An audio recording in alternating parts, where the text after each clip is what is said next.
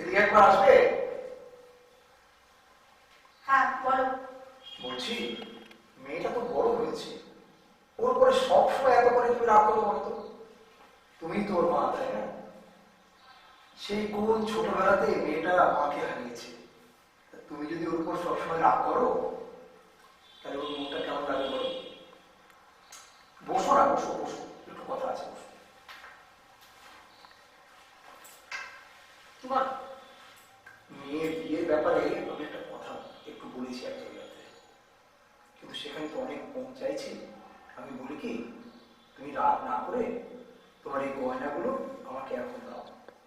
ওর বিয়ের পর আমি তোমাকে কথা দিচ্ছি, তোমার এই সব গয়না আবার তোমাকে বলিয়ে দেবো। না না, গয়নাটা আমি এখন দিতে পারবো না না শোনো, আরে তুমি তো ওর মা, তুমি যদি এইভাবে ওকে একটু সাহায্য না করো, আমাকে সাহায্য না করো, তাহলে আমি ওকে কি করে পাত্রস্থ করি বলো তো?